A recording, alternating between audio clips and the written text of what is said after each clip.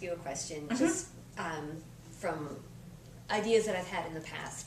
So I tend to think that a lot of people don't expect religious people, clergy especially, to be pro-choice.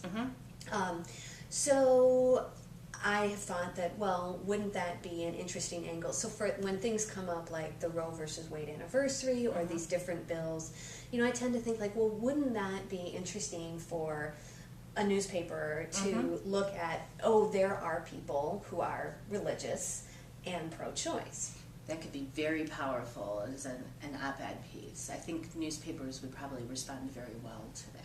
But it's still the timing issue. It just sort of randomly... Yeah, I mean, you never know. It's Okay. it's not that you shouldn't try at off times, but if something's already in the news, if something, or if there's an anniversary event or something like that, newspapers are more likely to be open to covering that. Because in the past it hasn't worked.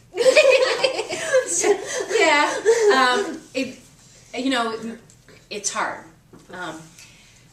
I will say that a lot of newspapers also have rules about how frequently they'll print letters to the editor or op-ed pieces from the same person.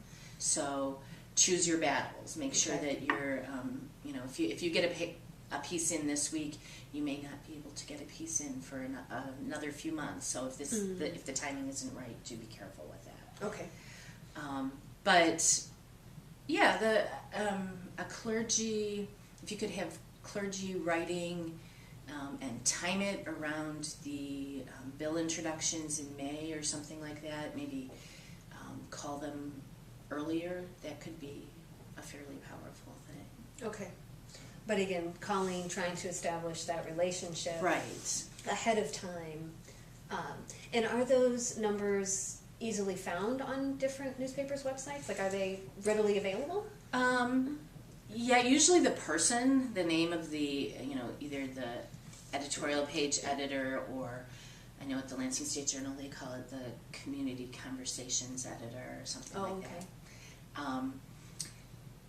Usually you can find their name, and then you can work your way through the voicemail system to find it.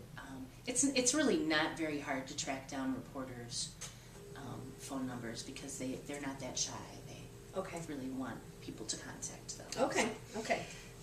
So it's sort of like legislators. They're not monsters. They're not monsters. They're people, and if you're paying close attention to the news, you'll often find that certain reporters have affiliations with particular, interests. They have things that are of interest.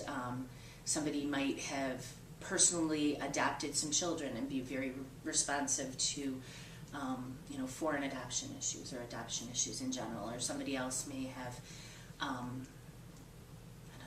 be a hunter and be interested in outdoor stuff.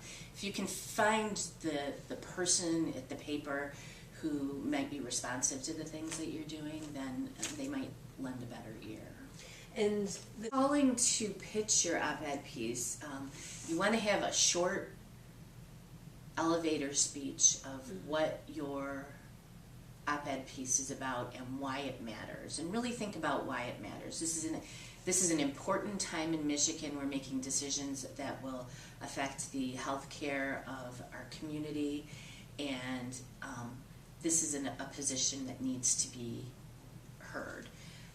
And you want to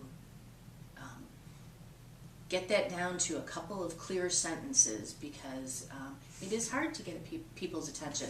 And also include that little elevator speech when you send an email with the or whatever cover letter you do to your op-ed piece, because you want them to be able to put it on the top of the pile as they're considering things.